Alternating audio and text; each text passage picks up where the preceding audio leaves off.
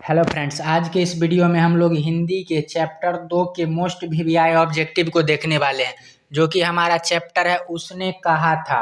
इसके राइटर का नाम है चंद्रधर शर्मा गुलेरी। तो आइए बारीकी से इस चैप्टर के रिलेटेड सारे मोस्ट वीवीआई ऑब्जेक्टिव क्वेश्चन को देखते हैं। फर्स्ट नंबर क्वेश्चन है हमारा, उसने कहा था कहानी का नायक कौन है। तो 4 ऑप्शन हमको दिया गया है और चारों का चारों जो है उसने कहा था कहानी में मौजूद है, लेकिन यहाँ पूछा जा रहा है कि उसने कहा था कहानी के नायक कौन है। तो नायक चूंकि एक ही व्यक्ति हो सकता है, वो है लहना सिंह। तो एक नंबर ऑप्शन सही हो जाएगा। नेक्स्ट क्वेश्चन है हमारा, उसने कहा था किस प्रकार की कहानी है। तो जो उसने कहा था कहानी है वो कर्तव्य प्रधान है, यानी कि जो लहना सिंह जी तो थे वो बचपन में एक लड़की से जो वादा किए थे उसको वो अंत तक मरते दम तक निभाते हैं, यानी कि अपने कर्तव्यों का पालन करते हैं। इसीलिए उसने कहा था कहानी जो है वो कर्तव्य प्रधान हो जाएगा। नेक्स्ट क्वेश्चन है हमारा तीसरा, उसने कहा था कहानी में किस शहर का चित्रण किया गया है। तो जो लहना सिंह बचपन में गए थे अमृतसर, वहाँ की जो बीती हुई घटना है उसको यहाँ पे इस कहानी के माध्यम से चित्रित किया गया है। नेक्स्ट क्वेश्चन है हमारा चौथा, लहना सिंह के गांव का नाम क्या था। तो लहना सिंह का जो गांव था उसका नाम था मांझा। 4 का बी नंबर ऑप्शन सही हो जाएगा। सारा का सारा हम लोग मोस्ट वीवीआई सेकंड चैप्टर का करवा रहे हैं, तो वीडियो में लास्ट तक बने रहे। लहना सिंह किस पद पर थे, यानी कि लहना सिंह जो जो प्रथम विश्व युद्ध में लड़ने गए थे तो वो किस पद पर थे आर्मी में। तो वो थे जमादार के पद पे, सिख जमादार थे, सिख रेजिमेंट के। नेक्स्ट क्वेश्चन है हमारा छठा, लहना सिंह की मृत्यु किसके गोद में होती है। तो लहना सिंह की जो मृत्यु है वो युद्ध के दौरान वजीरा सिंह की गोद में होता है। छठा का बी नंबर ऑप्शन सही हो जाएगा। 100% करेक्ट आंसर के साथ हम लोग सारे क्वेश्चन को देख रहे हैं। 7 नंबर क्वेश्चन है हमारा, पलटन का विदूषक कौन था। तो पलटन जो था उसका विदूषक है वो वजीरा सिंह जी था। 7 का सी नंबर ऑप्शन सही हो जाएगा। सारा का सारा मोस्ट वीवीआई है, वीडियो में लास्ट तक बने रहे। 100% ऑब्जेक्टिव सही सही करवाएंगे। सूबेदार हजारा सिंह के लड़के का नाम क्या था। तो जो सूबेदार था हजारा सिंह, उसके लड़के का नाम क्या था यहाँ पे पूछा जा रहा है। तो उसका नाम था बौधा सिंह। 8 का ए नंबर ऑप्शन सही हो जाएगा। नेक्स्ट क्वेश्चन है हमारा 9वां, भारतीय सिपाहियों का किसके साथ संघर्ष हुआ। यानी कि जो 1914 से 18 विश्व युद्ध के दौरान जो ये कहानी लिखा गया है, तो इस कहानी में भारतीय सिपाहियों का जो है किसके साथ संघर्ष हुआ था। तो जर्मनी के साथ संघर्ष हुआ था। 9 का डी नंबर ऑप्शन सही हो जाएगा। नेक्स्ट क्वेश्चन है हमारा 10वां, जर्मन लपटन को किसने मार गिराया था। तो जो 10 नंबर क्वेश्चन है हमारा, जर्मन लपटन को किसने मार गिराया था, तो वो हमारे थे लहना सिंह जी। 10 का सी नंबर ऑप्शन सही हो जाएगा। नेक्स्ट क्वेश्चन है हमारा, सिख राइफल के जमादार लहना सिंह का नंबर क्या था। हमने आपको पहले ही बताया था कि जो लहना सिंह जी थे वो सिख रेजिमेंट के जमादार थे, तो उनका जो नंबर है वो 77 था, यानी कि 77। 11 का ए नंबर ऑप्शन सही हो जाएगा। नेक्स्ट क्वेश्चन है हमारा 12 नंबर, चंद्रधर शर्मा गुलेरी का जन्म कब हुआ था। मोस्ट वीवीआई क्वेश्चन है, चंद्रधर शर्मा गुलेरी का जन्म कब हुआ था। तो 7 जुलाई 1883 को जो है वो चंद्रधर शर्मा गुलेरी जी का जन्म हुआ था। और पूछा जाएगा कि जन्म कहाँ हुआ था, तो जयपुर राजस्थान इसका राइट आंसर हो जाएगा। नेक्स्ट क्वेश्चन है हमारा 13 नंबर, चंद्रधर शर्मा गुलेरी का निधन कब हुआ था।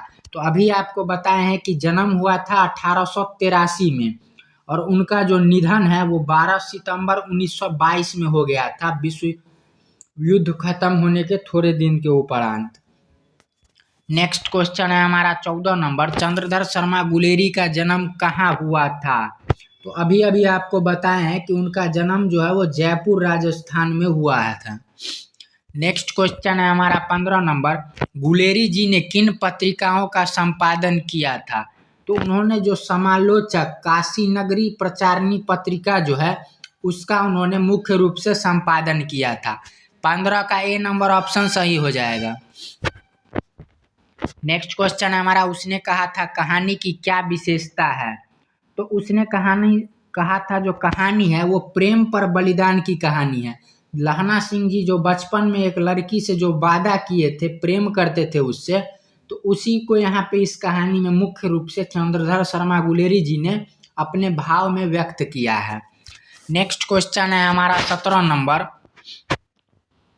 किस पाठ से यह उक्ति आई है, मृत्यु के कुछ समय पहले स्मृति बहुत साफ हो जाती है?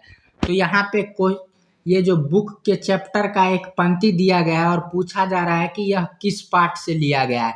तो चूंकि हम लोग अभी उसने कहा था चैप्टर पढ़ रहे हैं, तो ये पंक्ति भी उसी चैप्टर से लिया गया है। 17 का ए नंबर ऑप्शन सही हो जाएगा। नेक्स्ट क्वेश्चन है हमारा, सरकार ने सूबेदार को जमीन कहाँ दी थी?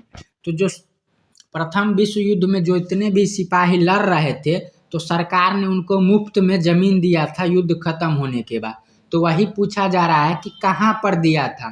तो लॉयलपुर में दिया था। 18 का डी नंबर ऑप्शन सही हो जाएगा। नेक्स्ट क्वेश्चन है हमारा, उसने कहा था कहानी कितने भागों में विभक्त है? तो यानी कि ये जो है ना टॉपिक वाइज टॉपिक ये कहानी दिया गया है, तो वही पूछा जा रहा है कि ये कितने भागों में व्यक्त है? तो 5 भागों में है, यानी कि पहले में बचपन का घटना है, फिर युद्ध का घटना है, फिर अंतिम समय का, ऐसे करते करते 5 भागों में ये जो पूरा कहानी है वो चंद्रधर शर्मा गुलेरी जी ने लिखा है। नेक्स्ट क्वेश्चन है हमारा 20 नंबर, अमृतसर में लहना सिंह के कौन थे? तो जो अमृतसर में लहना सिंह के थे मामा थे। जो वो बचपन में गए थे, अपने मामा के घर गए थे, तभी दुकान पर एक लड़की मिली थी जिसके द्रव्यमान उन्होंने उनसे प्यार हो गया था और वही अंत तक उस लड़की के लिए अपना बलिदान दे दिए थे। तो लहना सिंह के जो अमृतसर में मामा रहते थे। 21 नंबर क्वेश्चन है हमारा, बौधा सिंह के पिता का नाम क्या था? तो बौधा सिंह के जो पिता का नाम है वो हजारा सिंह हो जाएगा। पहले आपको बताए थे कि सूबेदार हजारा सिंह के बेटे का नाम क्या था, तो वहां बताए थे कि बौधा सिंह हो जाएगा और यहाँ पे वही चीज उल्टा पूछ दिया है कि बौधा सिंह के पिता का नाम क्या था, तो हजारा सिंह हो जाएगा।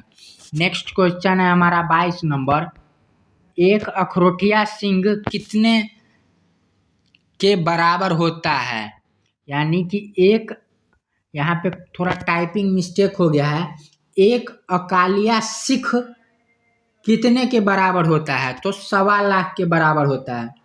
आपने सुना होगा कि 1.25 लाख से एक लड़ावा, तो वही चीज यहाँ पे है। 22 का बी नंबर ऑप्शन सही हो जाएगा।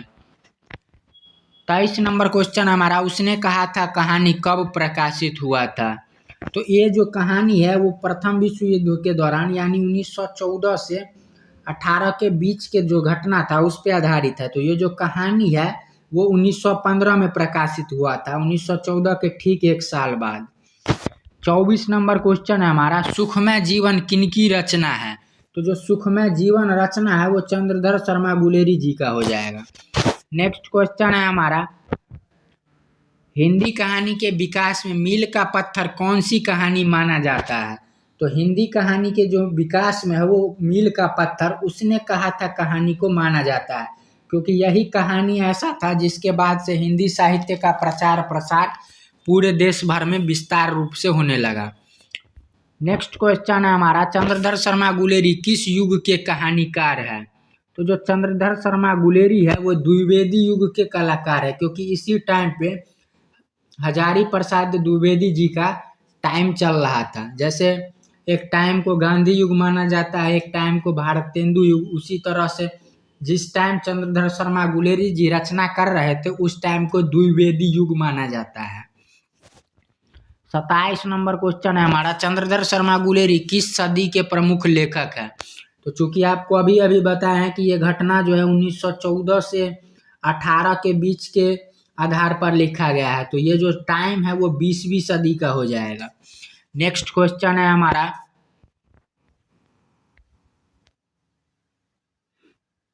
गुलेरी जी ने कुल कितनी कहानियां लिखी थी?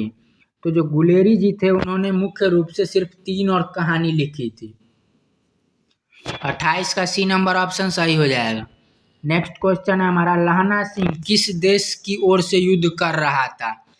तो लहना सिंह जो है वो किस देश के तरफ से युद्ध कर रहा था, तो वो इंग्लैंड के तरफ से युद्ध लड़ रहा था, क्योंकि उस टाइम जो है 1914 में जब ये युद्ध हुआ था तब भारत ब्रिटिश साम्राज्य के अधीन था। तो लहना सिंह जी जो है इंग्लैंड के तरफ से युद्ध कर रहे थे।